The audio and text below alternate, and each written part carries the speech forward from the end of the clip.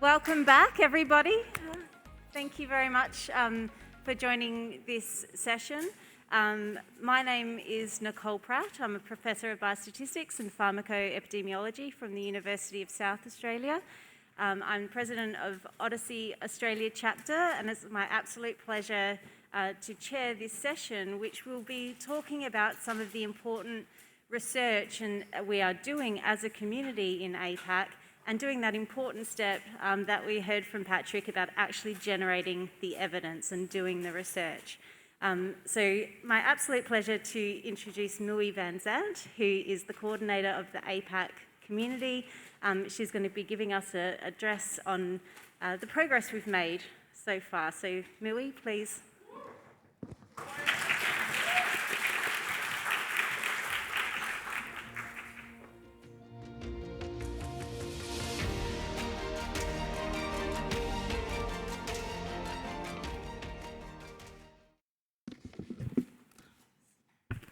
This has to come lower because I'm shorter. Thank you, and it's an honor being here. First off, just to echo what Patrick said, I would love to thank TMU for hosting not just the OHDSI APAC Symposium, but the first in-person OHDSI APAC Symposium. We've started OHDSI APAC a few years ago, and because of COVID, it's always been online. So at the beginning of the year, when we asked who's going to host OHDSI APAC this year in person, Jason and team were very enthusiastic to step up and host it, even though he didn't realize what he was getting himself into. So again, I want to thank you, Jason and TMU and Taiwan, OHDSI Taiwan, for hosting our first ever OHDSI APAC Symposium. Thank you. Oh, this one. Oh, thank you. So, like Nicole said, my name is Nguyen van Zandt. I am the Vice President, General Manager of Real-World Data and Technology at IQVIA, but I'm also the OHDSI APAC lead. So my only disclaimer here is I have nothing to disclaim. Okay. Like I mentioned, right, this is our first OHDSI APAC Symposium in person. And OHDSI APAC has been on a journey, just like OHDSI itself has been in a journey. And it really started in 2014 with Korea and where they've been. They were the first to join the OHDSI community, led by Professor Ray Park, who's sitting right in front here. And the efforts that they took to actually create that journey in Korea. As you can see here, in the many years since 2014, they've accomplished a lot, including multiple OHDSI symposiums in Korea, and the last one being in 2019, where although it was OHDSI Korea, we treated it almost like an OHDSI APAC symposium because many of the global presenters and many of the global leaders also showed our presence there. And then, you know, as we go, more and more people with the credit to Professor Park realized in OHDSI and in Asia that we could be part of this community. So then for the credit to Professor Professor Hua Xu at the University of Texas started OHDSI China in 2016. And again, the journey there has been really amazing and fascinating how quickly things can spread once you get on to that bandwagon called OHDSI. You can see here they've done a lot of tutorials and a lot of adoptions and trying to get the knowledge of OHDSI and the benefit of OHDSI out into the community. So where does that lead us, right? You got Korea, you got China, and as we see, again, more and more of this development in Asia Pacific, we ended up getting more and more communities and more chapters to join us, such as OHDSI Singapore, OHDSI Australia, OHDSI Taiwan, as well as OHDSI Japan. So when we saw all these different chapters starting wanting to join OHDSI, we thought, why not form OHDSI APAC? So in 2019, we formed the OHDSI APAC community, and that included 6 different chapters. As I mentioned, OHDSI Korea, OHDSI China, OHDSI Australia, OHDSI Taiwan, OHDSI Singapore, and OHDSI Japan. And unfortunately, that's also the year when that thing called COVID hit us, right? So it was a great thing to be able to form a collaboration amongst all these different APAC communities, but we weren't able to do a lot of things in person the way we wanted to do, wanted to move forward. So we spent a lot of time doing different things in creative and innovative ways to collaborate. A lot of it was virtual. In 2020, we actually hosted our first OHDSI APAC Symposium virtually. Okay, we had over 110 participants, and we actually hosted our first OHDSI APAC tutorial. And that tutorial was actually in multiple languages. We ended up getting it in Japanese, Korean, Chinese, and English. So 4 simultaneous, actually I think it was 6 simultaneous tutorials in 4 different languages. That was a great accomplishment for 1 year of being established as OHDSI APAC. And that's also when we began our journey on how to collaborate in research as well. So we began our journey for starting different type of OHDSI studies in OHDSI APAC. And that journey never stopped. In 2021, we actually started our first OHDSI APAC ETL tutorial. And it was a 2-day event, all virtual, but we ended up with over 80 participants in there, and they stayed for both days, okay? And you all probably know this. In Asia Pacific, for people to actually stay for 2 days, 8 hours, the whole time interactive, that's pretty amazing for being online. Okay, you can't even get that in person, right? So to do it online, it was a great accomplishment. We had a lot of help from the OHDSI APAC community. We had a lot of thought leaders, but also newcomers who wanted to become our next rising stars to help teach this particular tutorial. So great accomplishment in 2021 when it came to the tutorials. But the other thing we wanted to do was make ourselves known, right? OHDSI APAC formed. We started doing some work, but we wanted the global community to know who we were. So we started to highlight a lot of what we did in OHDSI APAC community calls. So this happens on a bi-weekly basis where we utilize this platform not only to show our collaboration around OHDSI APAC, but also to bring together the gap between OHDSI Global and OHDSI APAC, bringing some of their speakers to us so that we can see and understand what's going on in the community, in the global atmosphere, and then how that can come to us. How do we translate that to OHDSI APAC? As well as reverse, we would actually go to the OHDSI Global community calls, talking about what we've done in OHDSI APAC, and again, building that bridge between the different chapters as well as globally. And in 2022, we continue that journey. You're going to hear from all 4 of these amazing study leaders in a little bit, but we decided at actually OHDSI APAC 2021, what we wanted to do was focus on studies. How can we as a community come together to do studies? So in 2021 Symposium, what we did is actually we asked the audience, we asked the participants, what type of studies do you want, what type of questions do you want to study? And we ended up voting on them. These 4 ended up getting the highest vote. So it wasn't 1 person, 2 person, it was a community effort coming together to say, these are the 4 things we want to focus on and study next year, okay? And you will hear a bit about what they are going, where they've gone and where they've been, and some of the lessons that they've learned from this year of doing these 4 different studies. Okay, another accomplishment in 2022, because there's quite a few of these in 2022, with us being established for 3 years, are 2.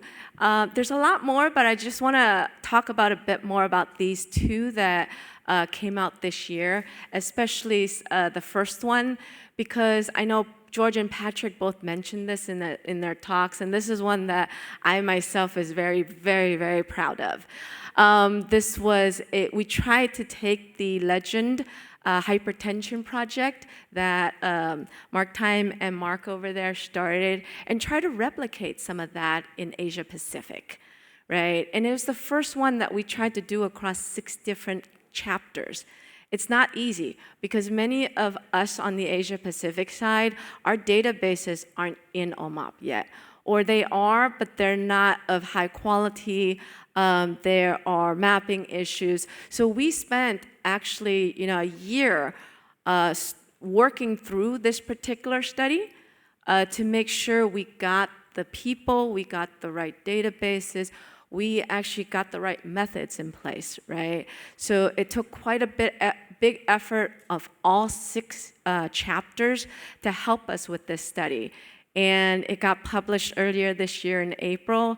And it's, again, to me, it's, to my heart, a great accomplishment for OHDSI APAC, which involves all 6 countries. So not just one, but all 6 chapters within OHDSI APAC. Really great accomplishment. Okay. And then you can see how we've expanded OHDSI APAC, right? So we started, like I said, in Korea, with Professor Park and some of their collaborators there. Then we moved to China.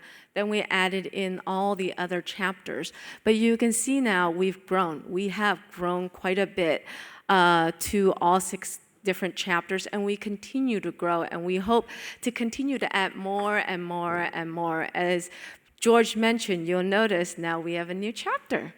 OHDSI India, and I believe they're actually on the phone call listening in to the symposium. They could not make it due to wonderful regulations and visas and all that fun stuff, but they are online and they are loving the fact that we are having an OHDSI APAC symposium live and really enthusiastic to have OHDSI India join us.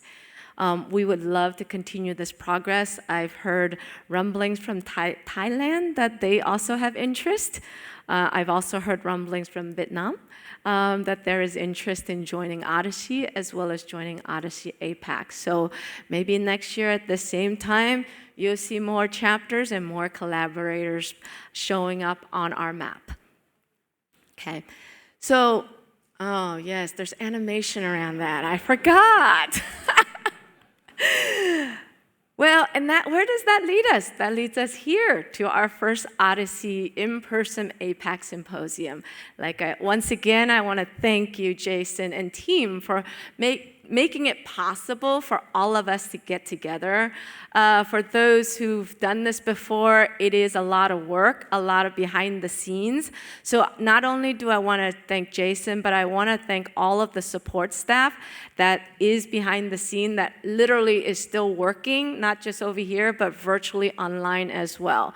So thank you very much to OHDSI APAC support staff for helping us make sure that this is even possible.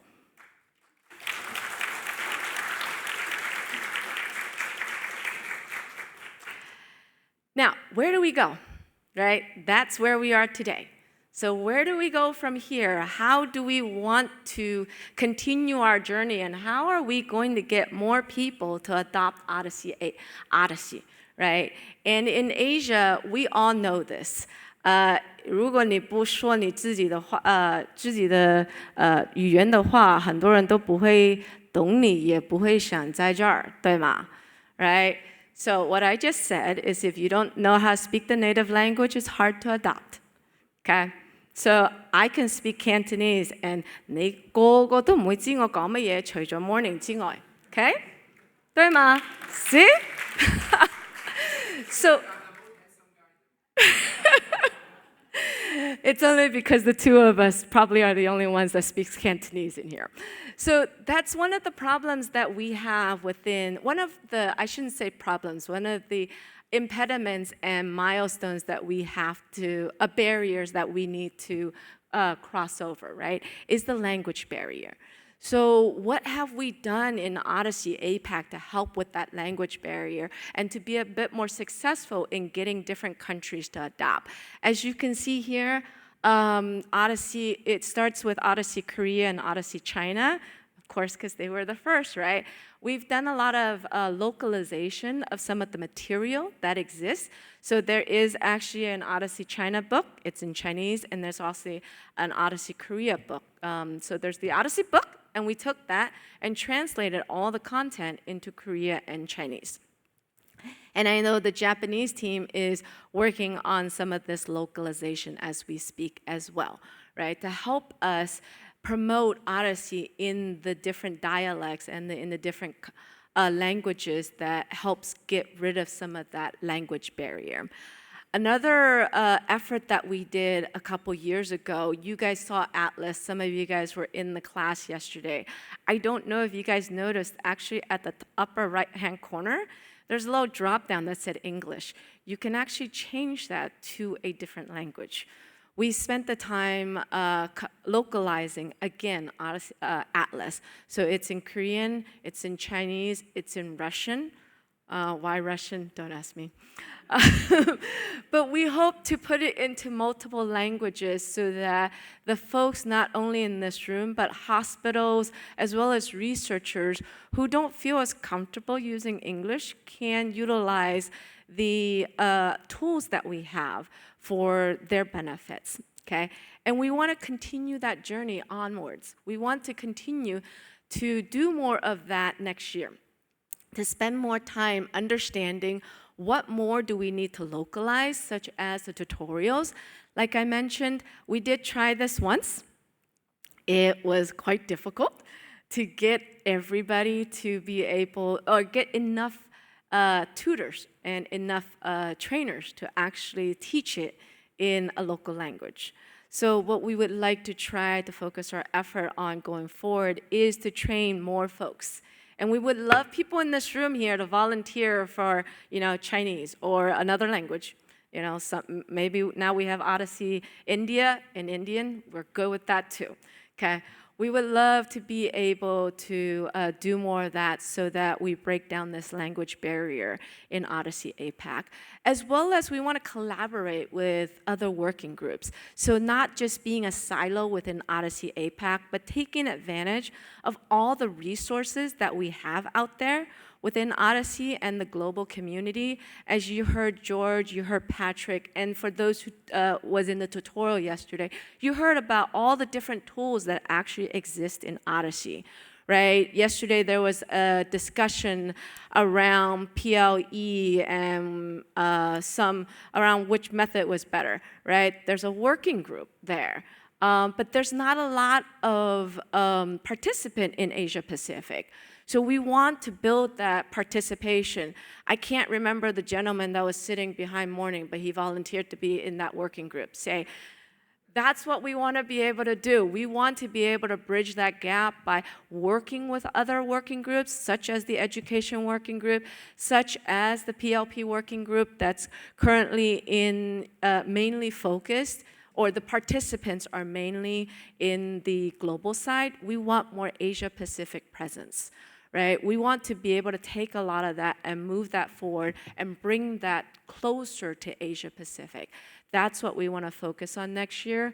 The other thing that I know is quite important to many folks in Asia Pacific is a certification, right? The certification to say, hey, you took this class, you've passed the class, right? So we're going to work on things to help more formalize OHDSI APAC so that it meets our Asia Pacific needs, because the cultural differences there. So we want to again bridge that, bring that to an end so that we don't have those challenges anymore. Okay, So with that, I want to say thank you for your time.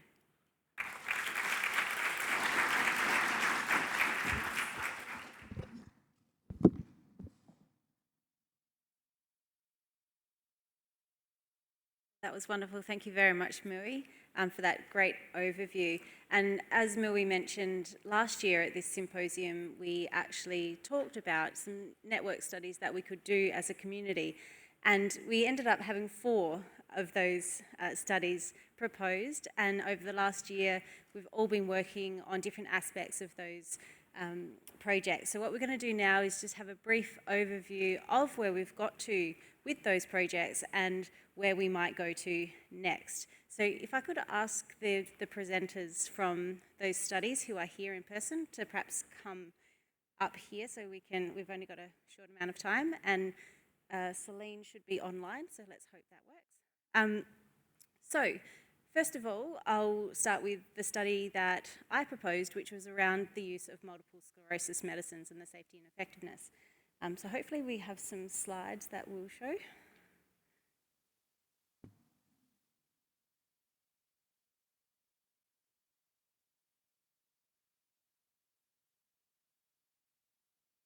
While that's happening, are there slides?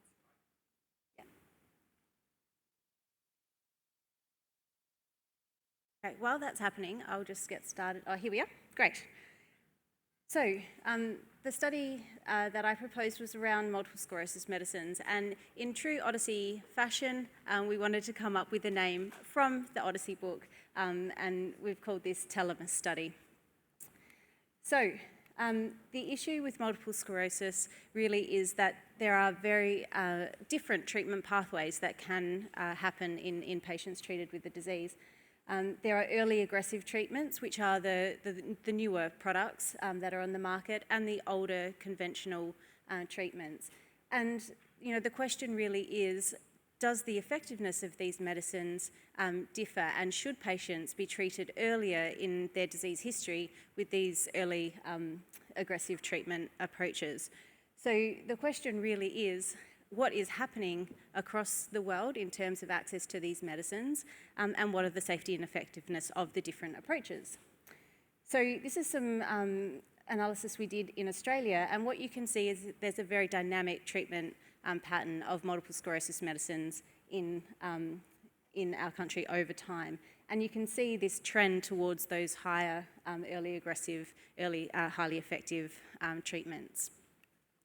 We've also done treatment pathways, and you can see in different eras that treatment patterns are very different. So in the earlier 2006 to 2013s, the traditional approaches were the first line, and then patients moved out to those early aggressive treatment approaches.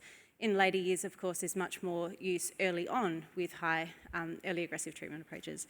In the US, we've compared this to the US data, and it's very different, even in modern era times. So there are very different treatment pathways across the world.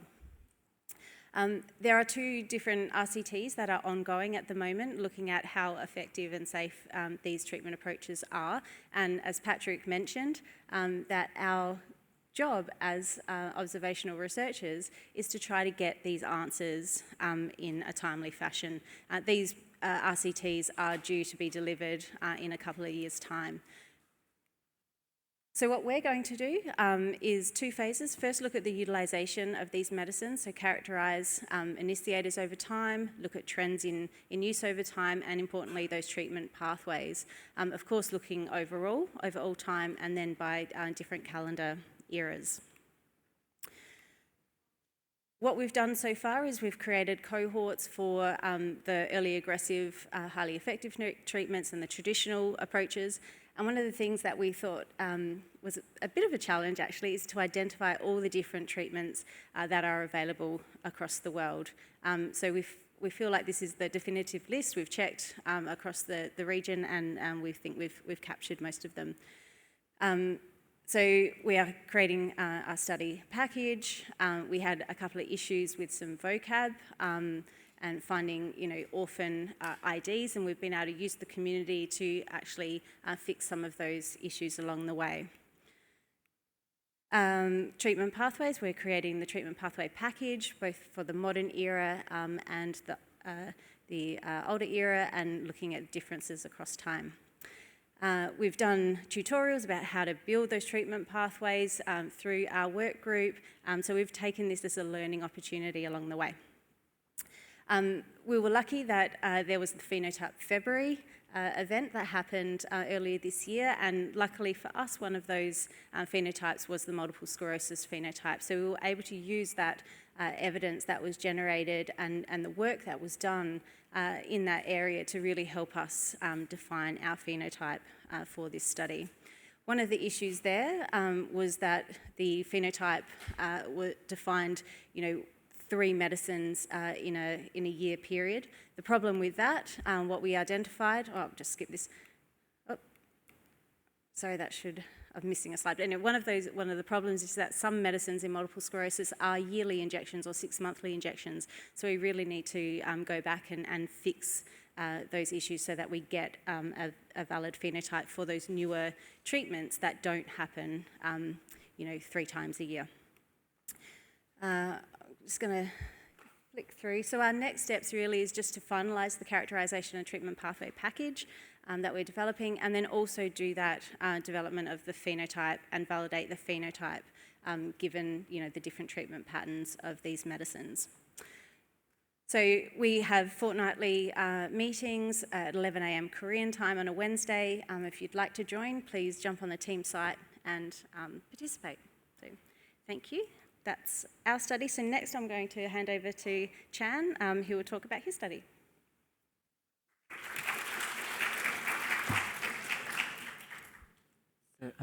Please show the slides.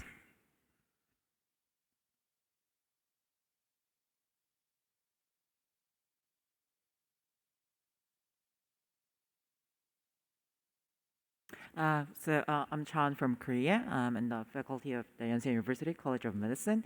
My study is the characterization of health by OHDSI APAC chapter to identify temporal effects of the pandemic, which is a chapter study. How fancy the name is. So, as you know, the impact of COVID-19 on the healthcare system is substantial, especially in APAC, because we control COVID-19 a lot, and resilience of healthcare system would vary across systems, regions, and countries. So, the COVID-19 pandemic can increase or decrease certain healthcare uses of or conditions, and the effect would vary across the time points. So I want to conduct systematic assessment of temporal pattern of healthcare uses for diverse conditions. So I'm trying to identify the temporal changes in healthcare uses across the pre and post COVID-19 era, including the incidence, prevalence, and the use of certain care or certain conditions. And also, I want to identify the temporal causality between COVID-19 and epidemiological changes of target diseases or conditions. So I want to answer to the question that does COVID-19 change the incidence, prevalence of certain conditions or treatment patterns? And if so, we need to estimate the impact on the future burden of healthcare system. So if there is an abrupt decrease of hypertension or the use of drugs for hypertension during the COVID-19 because of the control issues or quarantine in healthcare system. And then we can expect that there will be a huge burden in the future in this area. So I try to analyze the number of incidents, prevalence, and the counts according to these phenotypes, which we learned yesterday, and later I will try to identify the temporal pattern by using statistical methods such as interrupted time series regression. So these are the results from the pilot studies led by Izzy and Morning from Singaporean group. They focus on the diabetes, and we see we identified a sharp decline in the incidence of diabetes in Australia in 2020, but it was less evident in the Japan claims data. But you can see the rebound of the diabetes here. So there is a rebound in the 2000 rebound of the diabetes incidence in 2021 in the Australia database.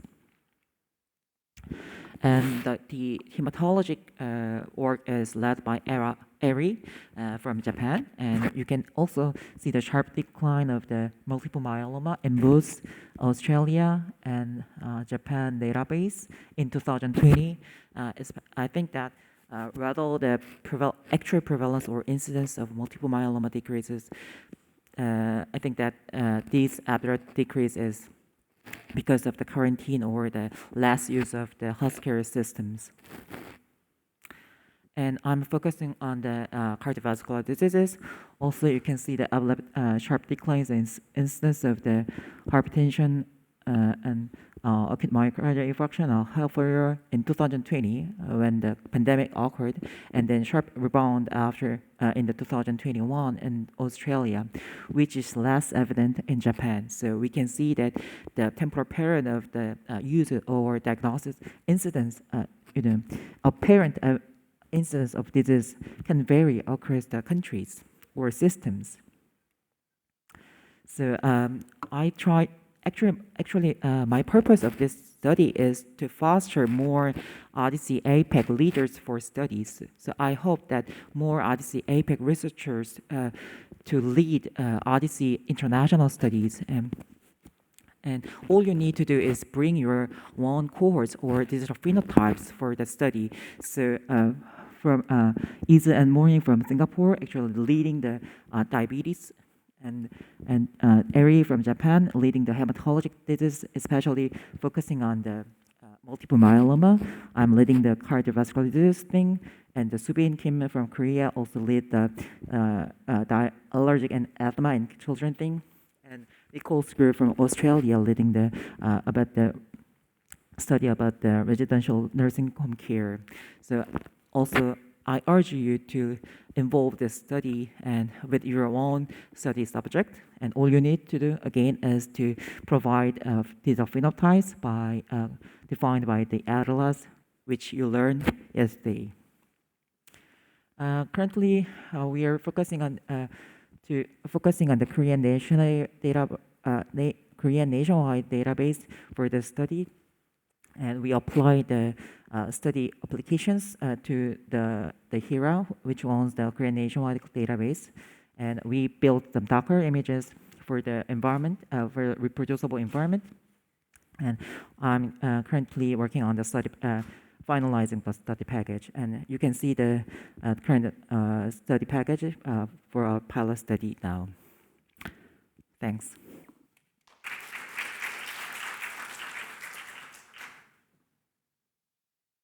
Thank you, Chan. And next we have Chungsoo Kim, who will be talking about his study and the progress made so far. So thanks.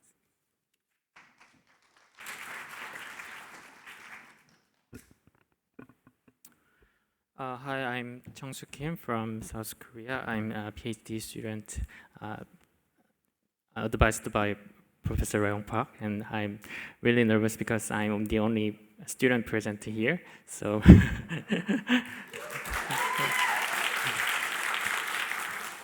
I'd like to share my experience about a study that entitled "The Current Status of OHDSI in OHDSI APAC Region: The Lessons for the Data Quality Assessment." The adoption of OHDSI in Asia Pacific region is rapidly growing, and a lot of database in the APAC region is in the conversion stage or just after the conversion. Therefore, extensive quality assessment is also needed. For preventing the errors on the ETL progress, there are some tools like Achilles heels or data quality dashboard have been developed in the OHDSI community to check the quality of data. However, the current quality assessment is usually conducting during the ETL process. So we thought that the macroscopic statistics, including data count or distribution of data or composition of data, including vocabulary mapping status, may also be included as a quality control item. CDM inspection report is a tool for checking 4 levels of converted of CDM, including data table counts, vocabulary mapping, status, and performance and infrastructure of their institution. So this study was very simple. What is this study for? The collecting CDM inspection reports from OHDSI APAC community.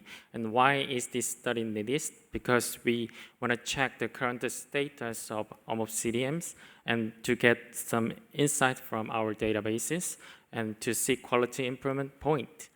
And what is the final goal? And it could be provide a basic reference of statistics which can be used for future CDM conversion. So we use the CDM databases from the OHDSI APAC community, and we collect the inspection reports from our data partners. And we collected the inspection reports through the running the R study package from their data site. Oops. And the collectives were as below. And yeah, we can skip this. And we collected reports from the data partners, including 27 databases in 5 countries. And 22 EHRs were from South Korea, and 2 from Japan, and 1 from China, and 1 from Singapore, and 1 from Australia.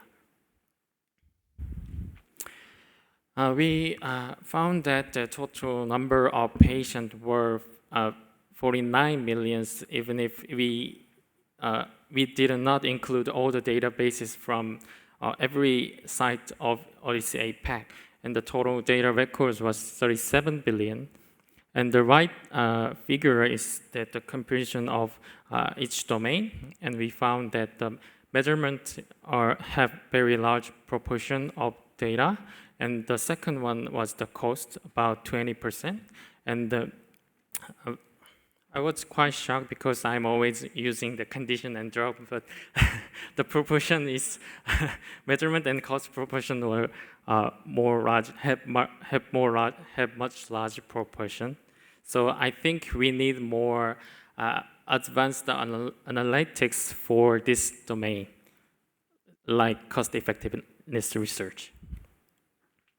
And this is record proportion by data type and the data period. And as you know already, the claims are very different, have different proportion of data.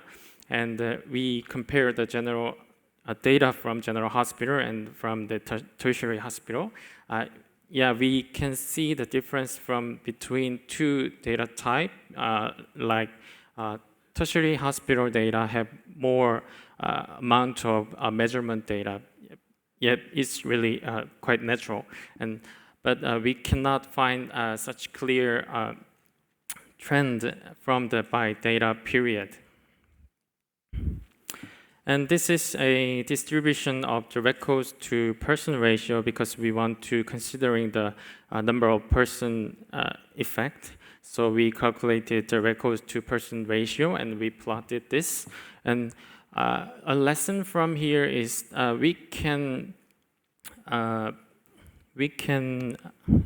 records to person ratio is can be into a specific distribution, and we can use this distribution for the future ETL job. Maybe it could be a reference for them. And we also investigated our mapping system. And it was really fun because above 90% of condition, drug visit, and observation were conducted already. And even for the condition occurrence, the mapping rate was 99.5%.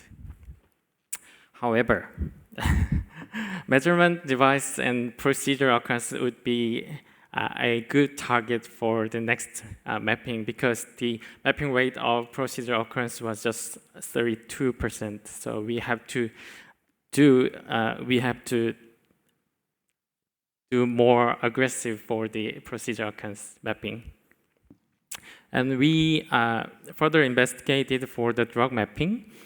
I found that the mapping system for the drug is switched to the brand name from the ingredient name. In my memory, to my knowledge, at the first, all the drug mapping was ingredient, but now 60% of records are mapped to brand names. So I think we can be a more sophisticated research using this brand name mapping.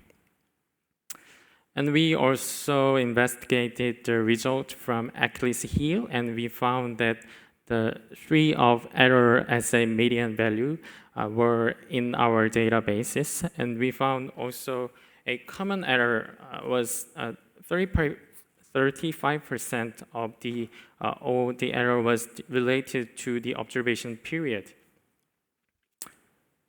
Because there are some specific recommendations for the observational period for EHR data.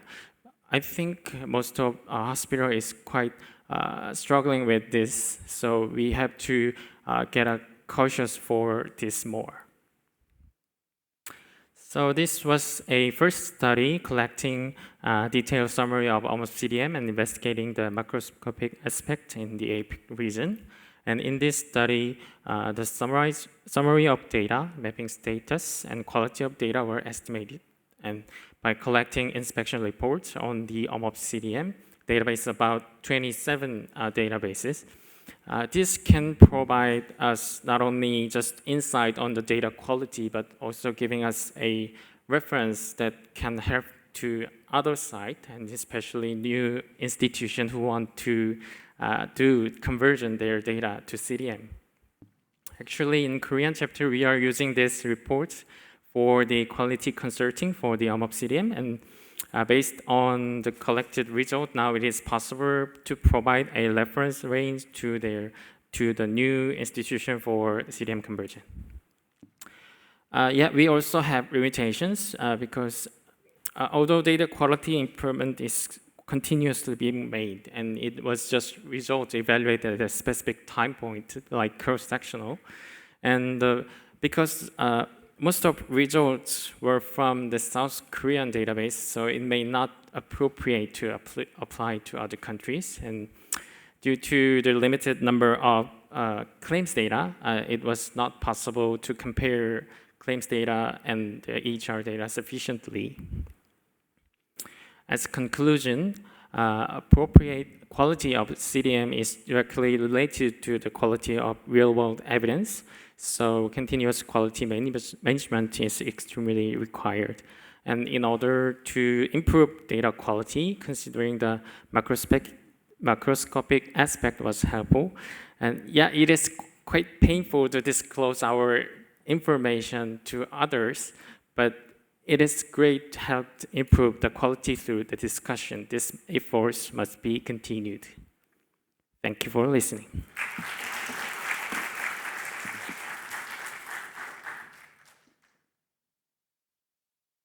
Wow, that was impressive. Thank you so much, Chungsoo. So next we have an online presenter, and I'm hoping she is online. So Celine Chui from University of Hong Kong. Celine, are you online to present your presentation? Yes, hi. Can you see my share screen? Yes, we can hear you, but we cannot see your slides. I started sharing my screen. We have them now, thank you. Yes, Great, so go great, ahead. great. Okay, great. Oops. Okay, so it's happy to join the first OHDSI APAC Symposium, although I'm joining online. We're very lucky that we're one of the studies that are voted in the top 4, and this study we aim to compare or to explore the long COVID outcomes of people who actually got COVID and compare those who without. So forgot to introduce myself. I'm Celine Chui, assistant professor from School of Nursing in the University of Hong Kong. So this work is supported by one of the Hong Kong grants, and I also receive other fundings that are not related to this work. So I think everyone is very familiar with the COVID-19 pandemic. So it started in late 2019, and then it just quickly hit worldwide. As time goes on, we see that those who got COVID infection are actually associated with various adverse outcome, which could persist. So we wanted to look into the evidence and to understand more what are the different short, medium, and long-term outcomes following COVID-19 infections. So we aim that these findings would be able to help us aid the future planning of healthcare resources, whether we should actually put more resources in helping people to rehabilitate after they got COVID. So the main objectives of our study to monitor and evaluate the short, medium, and long-term mortality or morbidities following COVID-19 infections, as well as the healthcare resources utilization, and to investigate the adverse outcome after COVID-19 infection in specific populations such as children, elderly, and people with multimorbidities. So the study design is pretty simple. It's a cohort study. We wanted to tap into the OHDSI network to use multinational healthcare database. Um, we're still calling for collaboration, so feel free to contact us if you're interested. The study population will be people with COVID and without COVID during the study period. So again, we'll follow them up in short, medium, and long term, which range from 6 months, shortly after COVID infections, up to 6 months, 6 to 1 year, and up to 3 years. So for now, our project, we are in the progress of developing the package with the help of IQVIA, thank you. And then we collected some preliminary data and did some preliminary results that I'm going to present in the next few slides. So we have the France, Italy, and our local Hong Kong data. So now the team is finalizing the definition and to finalize the package for the pilot study, but also for the actual full-scale study. So we identified patient with a COVID-19 diagnosis who either receive a positive screening test results between the inclusion period, and the index date will be the person with the who got the positive test date or the diagnosis of COVID-19. And for our comparator cohort, which are the people without COVID-19 during the inclusion period, and we'll match them with the subjects with COVID-19 by a propensity score condition on the probability of COVID-19 infection. So we're aiming to match one COVID case with up to 10 comparator uh, people. So we'll follow them up to pretty long time. So now we should be able to follow them up at least until the medium term. So as we accumulate more data, we hope to be able to look into the long-term data that's up to 3 years. So we'll follow them up until they have the outcome, mortality, uh, various reasons for censoring. And for the comparator cohort, we will censor them in addition to all the other outcomes. We will censor them if they got COVID-19 infection. So this is the subjects that we identified from the first three data sets that we have on hand. So we have around 60, almost 70,000 COVID and COVID cases here. And this is the flow chart, but I'm not gonna bore you with the detail, but well, these are the three databases that we have. Okay, so for the preliminary results, we looked into specifically a few different outcomes such as myocarditis, pericarditis, myocardial infarction, pulmonary embolism, immune and idiopathic thrombocytopenia, um, and encephalitis, Bell's palsy, Guillain-Barré syndrome, and ischemic stroke. So these outcomes defined by the incidence cases of people who are hospitalized with these conditions. And for the three databases, we pulled the results together using a random effect model in meta-analysis. And then we see that these are the hazard ratio that we've got. So for these conditions, it's not too conclusive, but these we have more of a increased hazard that we observe. But as this is still a very preliminary results, and we were only able to follow up people up to 12 months after their COVID infection. So we do not have any concrete conclusion that we can draw at this stage. So for the upcoming plans, we'll continue to revise the definition as we have more members joining in, and then we'll also update the study outcomes with a to fine tune the definition of the study outcome, and then we'll start to work on the subgroup analysis, and we'll also include the following databases who have already agreed to participate in our study. So again, we're still calling for more collaborators. So if you're interested, please feel free to contact us. That's the end of our presentation. So I would like to thank my team in HKU, especially our PhD student and postdoc fellow who are doing most of the work, Mr. Ivan Lam and Dr. Yi Chai, the IQVIA team, and also our collaborators. Thank you.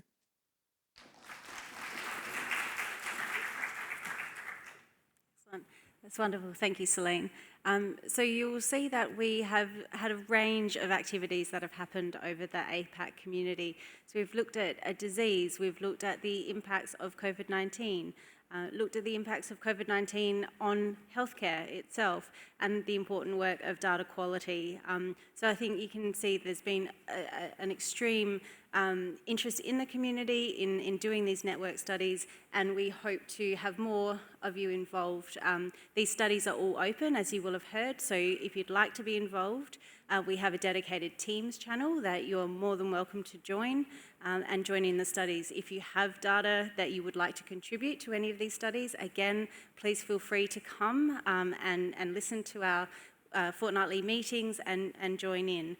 One of the key things I think we've learned over this experience is that we as a community are all learning together, and a lot of the work we've done has been for the purpose of learning. So Chan talked about, come and design a cohort, come and design a phenotype and be involved. You don't need to know how to do it. We're there to help and to help you join the community through these projects. So I think we can give everybody a round of applause again for the work they've done so far. It's very impressive. Okay, so now we're going to turn a bit more inward focus to Taiwan itself, and we're going to have two presentations about the research that has been happening here in Taiwan in data sets. So first of all, we have Alex Nguyen here from Taipei Medical University to present to us about his work in the Taiwan national data. So Alex, please come up to the podium. Oh, there you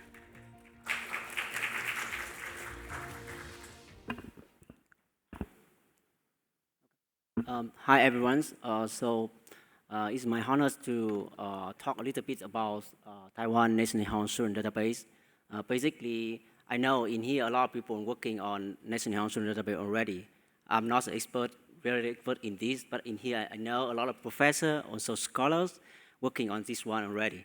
So if anything I miss, please help me to give me suggestion. Thank you. Okay. So. My name is Alex. I'm a research fellow in Office of Data Science in TMU. So basically, I worked in Taiwan for more than 15 years. So that's the reason why I'm working on National Health Insurance Database, claim database before, and right now we are working on TMU's CDR. Sorry.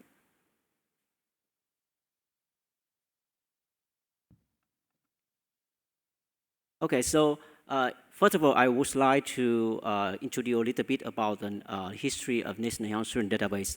So basically, in 1995, National Taiwan Insurance launched the single-page National Health Insurance in Taiwan, and it's covered around like 99% of population in Taiwan, 23 million population, including 530 hospitals.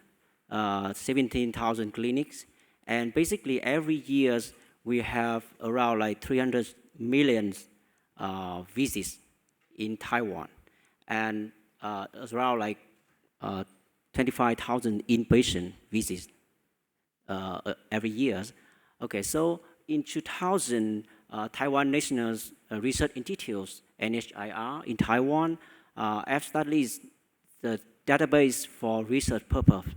So it's called National NHIRD, the claim data for provide all the pupils, all of the researchers can have the opportunity to working on the data in Taiwan. So the data in Taiwan including 3 different databases, longitudinal health insurance database in 2000, 2005, and 2010. The difference of 3 different databases is this random collected 1 million population in Taiwan. But during that time, a lot of study already established, and they provide to people, the reader over the world. But in 2016, this service is stopped.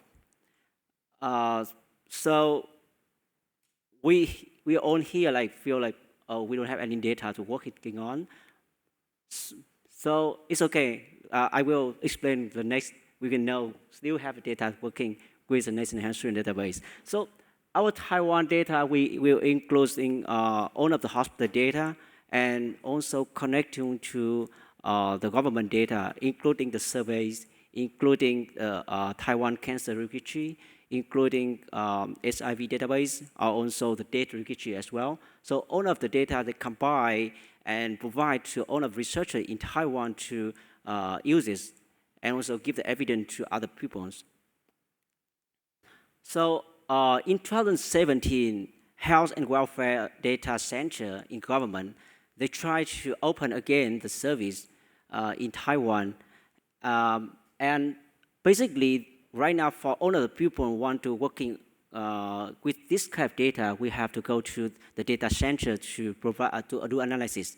Okay, so this is the number of publication I just searched yesterday. Okay, so right now, currently, we have around 8,500 publication, and this is per year, you can see. So averagely, we have around 600, 700 every year using National Health Insurance Database. Okay, and of course, including different kind of journal, high impact journal, and different size of a study as well. So those is some evidence I just want to show from all of the scholars. They try to use National Health Insurance Database to provide the information to all the people in the world. So in early pandemics, Dr. Wang in Stanford University in US, he tried to recommend that the Taiwan database can give the big opportunity and technology to suggest for the COVID-19 in Taiwan as well, because during that time in Taiwan, we can cross-check the pupils have COVID or they are get in and out of our country easily, real times. Okay, so this got the big news in JAMA that time in 2020, so early of the pandemics in the world. So in here also shows several evidence that the scholars also using National Taiwan and try to publish in JAMA, try to publish in the Journal of Clinical Cancer Oncology. This is really high impact in our field in oncology related to antihistamine and also SCC. Okay, so we would like to show this evidence not only in Taiwan. We also try to working with the RDC people and try to see if this evidence exists in another world, another country or not. Okay. So with the National Health Insurance Database, earlier we tried to mapping the National Health Insurance Database to the CDM model, and we collaborate with Columbia University and also Asian Pacific, try to get a publication related about this.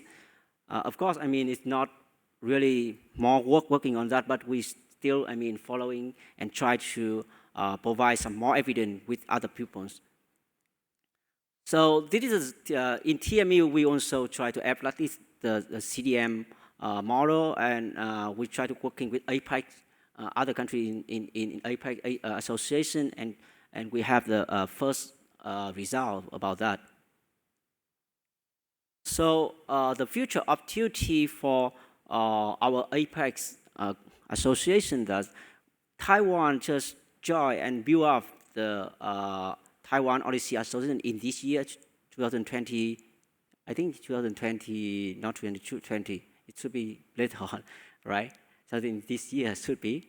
Okay, so I think the OHDSI CDM model should be the tools to increase the accessibility of the data for other people, not, I mean, in Taiwan, also other countries.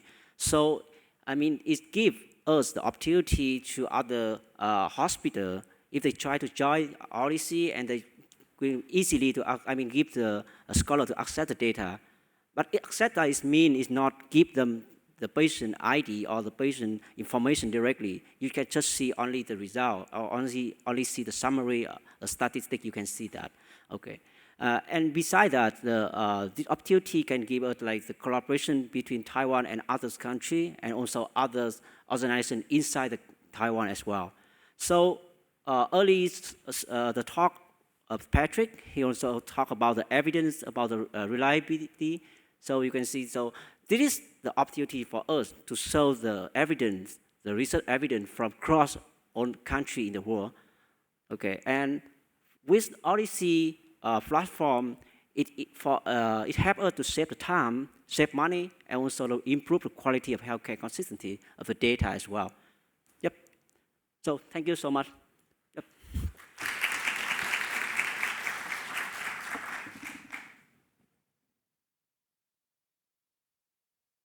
Thank you very much, Alex, for that.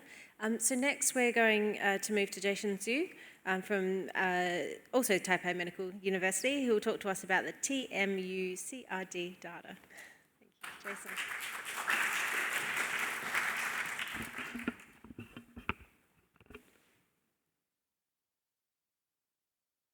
Okay, following Alex's presentation about National Health Insurance Database, and I'm going to introduce TMUCRD to all of you.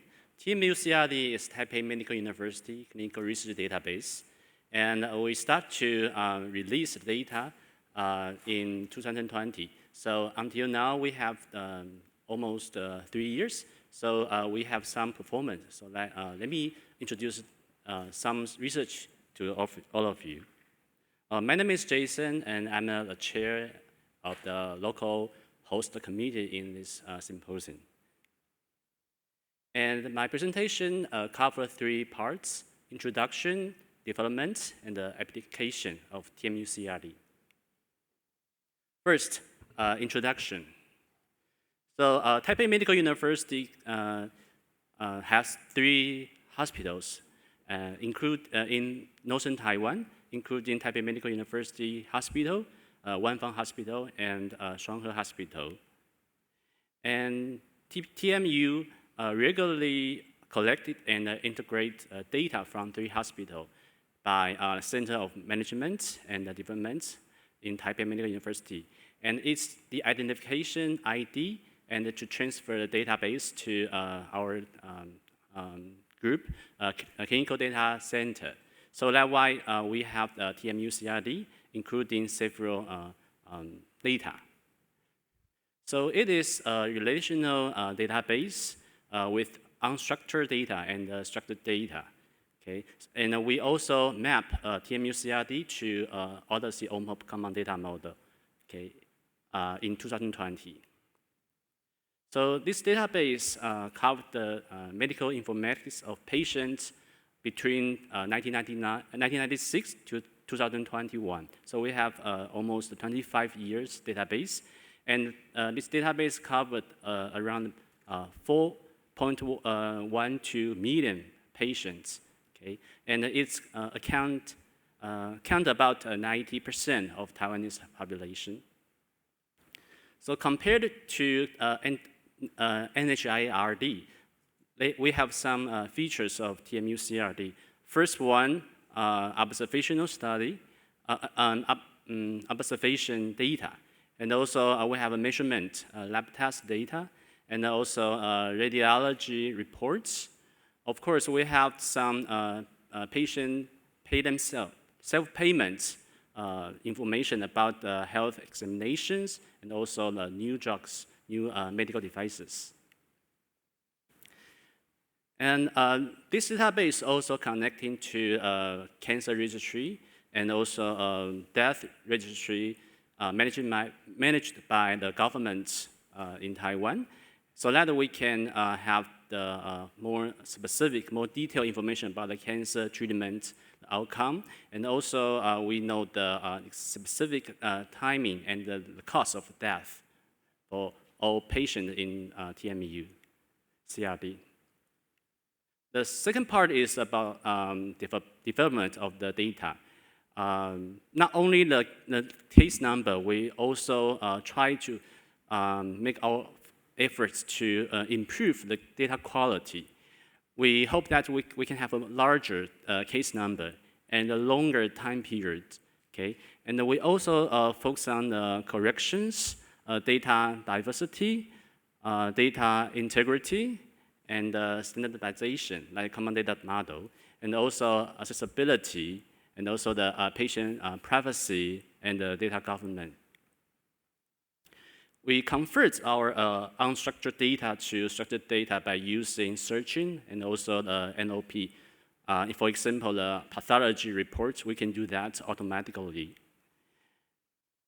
Beyond that, we also create new type of data, like cardiac, ultrasound, cancer brain meta, and nutrition data, bacterial test reports, mental examination reports, and also cardiac other information, other new database. And we also focus on several specialized database, like recently we create COVID-19 and dementia data, ischemic stroke, lung cancer, diabetes, and emergency data. We also leverage our TMUCRD data to do the cross-institutional data research cooperation with other hospitals in Taiwan, including National Taiwan University Hospital, Chungsoo Hospital, and also Chui and National Cheng University Hospital. We also use our TMUCRD to create some academic industry collaborations with some industry enterprises like Viatris, IQVIA, and Novartis recently. So now let me introduce some applications of TMUCRD. Using this database, we have get several large research projects from the government, at least 9, and also we support students to finish their thesis and their dissertation. 23 students to finish that, and also we have some. Until now, we have 25 academic publication in a journal. Okay, purely use TMUCRD without other data. Okay, so. And let me give you some example. In terms of the observational study about the population level effect estimation, okay, this study is about the first outcomes after major surgeries in patients with diabetes. And we aim to, this study aims to assess the post-operative complications and the mortality of patients with diabetes. And the answer showed that diabetes patients undergoing surgery has higher risk of infection, complication, and also hospitalization and mortality, okay, compared to the patient without diabetes. The second article is about MAPF. Okay, it is a problem with lung cancer. So this study shows that if we add on the bevacizumab to the target therapy for lung cancer, like gefitinib, okay, it's what is the mechanic? We know that that is better for their survival. But what is the mechanism of that? Okay, this study shows that because it surpassed the MAPF-induced angiogenesis. So this is why bevacizumab benefits the treatment.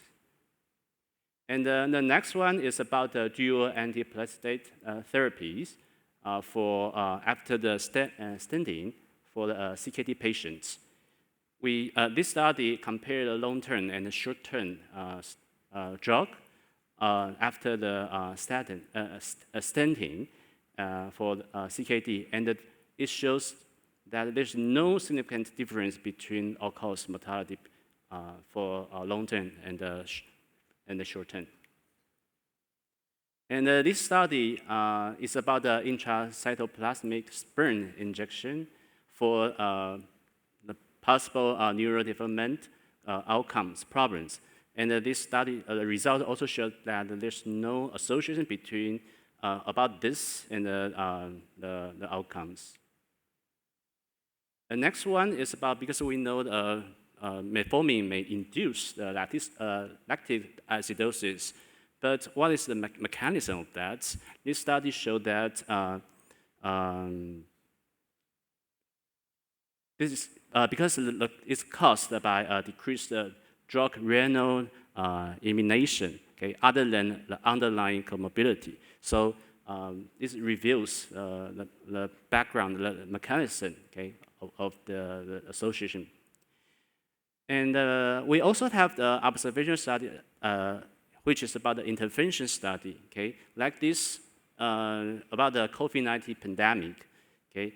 This study focused on the emergency departments, and the result shows that there's no significant delay between the emergency arrival and the brain CT, and also between emergency department arrival and the surgery. And we also have used this database to do the policies research. Like this, this study wants to give the evidence about the program, about the CKD healthcare program, to show the benefits, results of that, and the results show the program may delay CKD deteriorations. Okay. And we also use this database to do some machine learning study, like the personal level prediction. Like this study wants to create a prediction model about the patient with non-cancer and end-stage liver disease, and to predict the mortality. And the result shows that AUC, ROC is about 0.8. The other one is about use database to the health about the health examination data, and then to make the prediction model about the chronic diseases. Okay, and like for the metabolic syndrome, the AUC ROC is very high to 0.9, and also for the CKD prediction is about 0.98. Beyond that, we also want to convert TMUCRD to common data model, OHDSI APAC common data model. So that's why we have done this. I think Alex have mentioned that. And this is the article published in this year about hypertension, drug utilization. And we also want to do some, we will also do some prediction study by using TMUCRD, which, and with the OHDSI common data model framework. And we have shared the preliminary results in both OHDSI Global Symposium and today APAC Symposium. So this is the poster for that. The first one is about the lung cancer, to predict the survival of that. And this article was just accepted by the Cancer Journal last night. So it was published in the journal.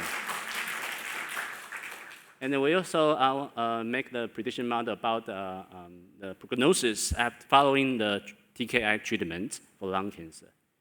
And also, this is about the breast cancer, okay? Also predict the survival of that. And this one is about the diabetes patient, and we predict the ischemic stroke, okay, complications for diabetes. And after the ischemic stroke, we predict the cognitive impairment like dementia diseases. And this is about the COVID-19. We use because this is about using the previous data, because Taiwan, before this year, we don't have many cases. So this is only the preliminary result about some influencing factors to the mortality of COVID-19. So finally, I would like to say the future trends and the perspective of the research, especially observational research, may need to focus on 3 points. The first one is common data, is data, okay, especially the common data model, okay. Like we needed to take advantage of the data like EMR, electronic medical records, and also the claims data like National Health Insurance Database. And then the second one is technology. It's about the tools, okay? If like Atlas developed by OHDSI, we can use that to do different types of research like estimation or prediction model, okay? The last one is about the teamwork, which is the most important, I think. And we needed to use multi-center data collaborations and in the future. So that's why we want to get more involved in OHDSI research, and so that we can do the more international comparison studies. Okay. So also, there's an old saying goes that if you want to go far, go together, right? Once again, if you want to go far, go together. So I would encourage all of us to work together, and we can have more publication in the future together. Thank you.